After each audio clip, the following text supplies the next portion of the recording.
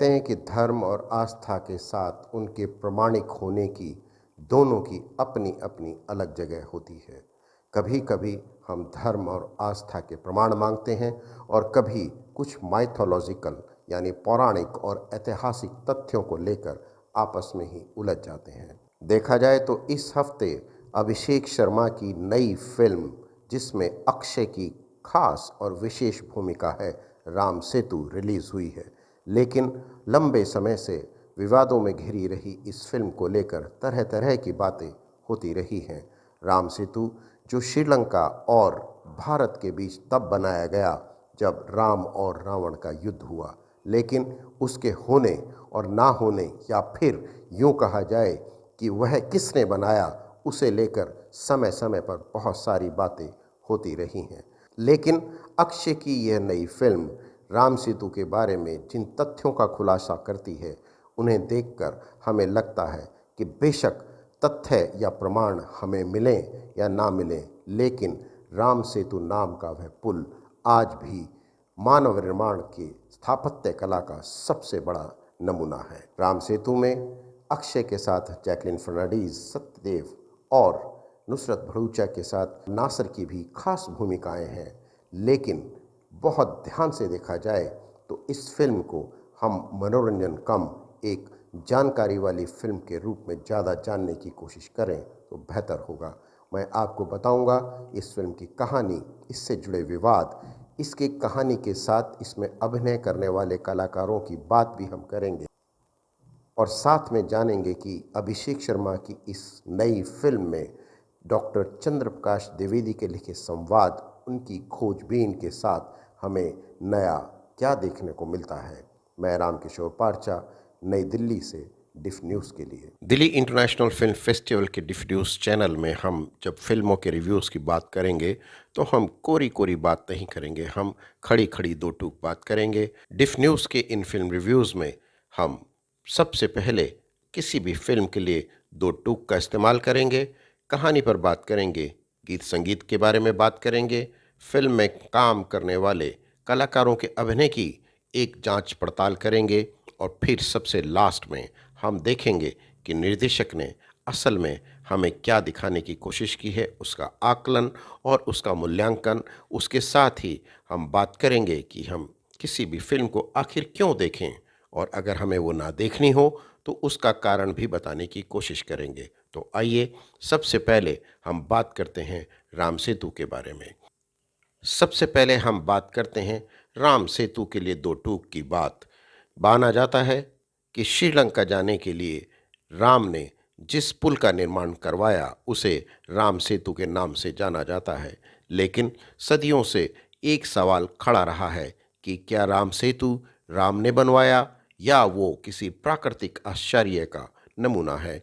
इसका जवाब तलाशते हुए आधुनिक युग में कुछ लोगों ने अदालत का दरवाजा भी खटखटाया, लेकिन कहा जाता है कि इसी पुल के रास्ते श्री राम रावण से युद्ध करने और अपनी पत्नी सीता को बचाने श्रीलंका गए थे। एक पौराणिक तथ्य हो सकता है कि इसे श्री राम ने ही एक विशेष शैल यानी समुद्री पानी पर तैरते हुए पत्थरों और चट्टानों से बनवाया था और इसके निर्माण में विश्वकर्मा के पुत्र नल द्वारा विकसित की गई तकनीक का विशेष रूप से इस्तेमाल किया गया था। महाभारत में भी राम के नल सेतु का जिक्र आया है। निर्देशक अभिषेक शर्मा की फिल्म राम सेतु भी इसी पुल के होने और ना होने के सच से जुड़े सवालों का जवाब देने की कोशिश करती है। और अब जानते हैं इस फिल्म की कहानी। फिल्म की कहानी 2007 में तत्कालीन केंद्र सरकार द्वारा राम सेतु को तोड़ने के निर्णय से जुड़ी है। आर्यन यानी अक्षय कुमार एक नास्तिक आर्कोलॉजिस्ट है। अफगानिस्तान में गौतम बुद्ध के शिल्पों पर काम करते हुए उसे जो सफलता मिलती है, उसके चलते उसे सरकार राम सेतु से जुड़े एक बड़े प्रोजेक्ट पर भी काम करने का निर्देश जारी करती है। लेकिन उनकी शर्त यह है कि इस प्रोजेक्ट में काम किए बिना ही अक्षय उन्हें एक ऐसी रिपोर्ट फाइल करें जिसमें यह मान लिया जाए कि वह एक ऐसा पुल है जिसे तोड़ा जा सकता है। लेकिन आर्यन हार नहीं मानता और राम सेतु के सच को साबित करने के लिए आखिरकार अपने साथियों के साथ समुद्र में उतर जाता है। लेकिन यहाँ आकर उसे पता चलता है कि दरअसल ये खोज कम और षड्यंत्र ज़्यादा है। फिल्म में राम सेतु के सच को सामने लाने की चुनौती और उसकी कहानी है राम सेतु। आइए अब बात करते हैं इस फिल्म में काम करने वाले कलाकारों के अभिनय की।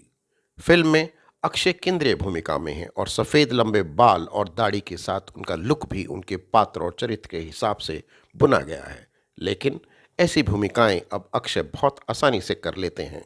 इस फिल्म में भी अगर गौर से देखें तो उनके करने के लिए बहुत कुछ नहीं है, लेकिन उनकी बॉडी लैंग्वेज और अंत में अदालत में उनकी बहस के हिस्से प्रभावित करते हैं। मैं हैरान हूं कि अपने से आधी उम्र के साथ अक्षय की पत्नी की भूमिका में नुसरत भरूचा का काम फिल्म में बहुत ज़्यादा नहीं है, लेकिन फिर भी वो बहुत फ्रेश लगती हैं और चुलबुली भी। फिल्म में जैकलीन सेंड्रा नाम की वैज्ञानिक की भूमिका में हैं और अक्षय के साथ राम सेतु के रहस्यों की खोजबीन का हिस्सा हैं, लेकिन उनके लिए भी करने को कुछ था ही नहीं। फिल्म की सबसे बड़ी उपलब्धि हैं तेलुगु सिनेमा के एपी बने चर्चित अभिनेता सत्यदेव कांचरना।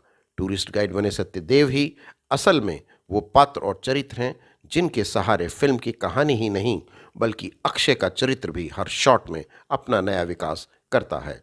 मशहूर और वरिष्ठ कलाकार नासर फिल्म में बर्बाद कर दिए गए हैं। नासर एक बहुत प्रतिभाशाली सीनियर अभिनेता हैं, पर इस फिल्म में वो कोई खास करिश्मा नहीं करते। परवेश राणा बहुत लंबे समय के बाद किसी फिल्म में दिखे हैं और अपने नेगेटिव पात्र में फिल्म के व्याकरण को वो विशेष गति देने का काम भी करते हैं, लेकिन उन्हें बहुत जल्दी मार दिया जाता है। सबसे अच्छी बात मुझे जो लगी वो थी टीवी से फिल्म में आई श्वेता क्वात्रा की एक छोटी सी भूमिका। हालांकि उन्हें बहुत मौका नहीं मिला, लेकिन वो याद रह जाती हैं। अब बात करते हैं फिल्म के निर्देशक और उसकी कहानी पर। फिल्म की कहानी और संवाद पर अभिषेक शर्मा और डॉक्टर चंद्र प्रकाश द्विवेदी ने मिलकर काम किया है, इसलिए फिल्म का खोज और विश्लेषण का प्रभावशाली हिस्सा हम देख पाते हैं। लेकिन फिल्म की गति शुरुआत में बहुत धीमी है और अपनी शुरुआत में वो बहुत जिज्ञासा नहीं जगाती, पर जैसे जैसे कहानी आगे बढ़ती है फिल्म रोचक हो जाती है। एक और बात जो मुझे रोचक लगी वो है इस फिल्म का क्राफ्ट, जिसे स्टैब्लिशमेंट थ्रू द सिनेमा भी कह सकते हैं। इसलिए जो लोग राम में आस्था रखते हैं और बरसों से चले आ रहे विवाद और सच को लेकर अगर हम इतिहास और पौराणिक काल के कुछ पन्ने पलटने को तैयार हैं, तो मुझे ये फिल्म उनके लिए एक अच्छी कोशिश लगती है। हालांकि निर्देशक ने तकनीकी तौर पर बहुत बेहतर फ्रेम नहीं दिए हैं।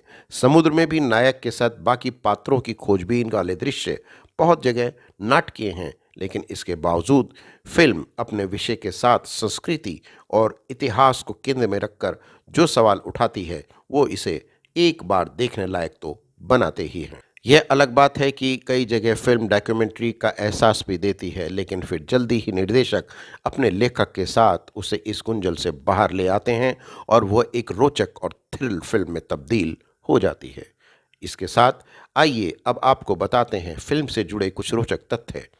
धर्म ग्रंथों के अनुसार त्रेता युग में समुद्र पर भारत और लंका के बीच एक विशाल सेतु यानी पुल बनाया गया था। कहा जाता है कि यह 100 योजन लंबा और 10 योजन चौड़ा था। आज की गणना के हिसाब से उस पुल की लंबाई 1200 किलोमीटर थी। श्री राम की सेना ने उसे 5 दिन में तैयार कर दिया था। 2007 में भारतीय पुरातत्व सर्वेक्षण विभाग ने एक रिपोर्ट में कहा कि राम सेतु एक प्राकृतिक गठन से ज़्यादा कुछ नहीं था। भारत सरकार ने एएसआई के समर्थन से सुप्रीम कोर्ट में एक हल्फनामा दायर किया, जिसमें कहा गया कि भगवान राम द्वारा बनाई गई संरचना का कोई ऐतिहासिक प्रमाण नहीं है और इसे तोड़कर इसके रास्ते को नए सिरे से बनाने के लिए पहल भी की, लेकिन कुछ कारणों से ऐसा नहीं हुआ। ये वही पुल है जिसे हम एडम ब्रिज के नाम से भी जानते हैं। और अब आपको बताते हैं कि ये फिल्म क्यों देखें और क्यों नहीं देखें। फिल्म क्यों देखें? जो लोग श्री राम में आस्था रखते हैं उनके लिए यह एक अद्भुत फिल्म है। और फिल्म क्यों ना देखें? जब फिल्म बनी ही आस्था को लेकर है तो एक बार तो इसे जरूर देखा जाना चाहिए। मैं रामकिशोर पारचा, डिफ न्यूज़ के लिए, दिल्ली से।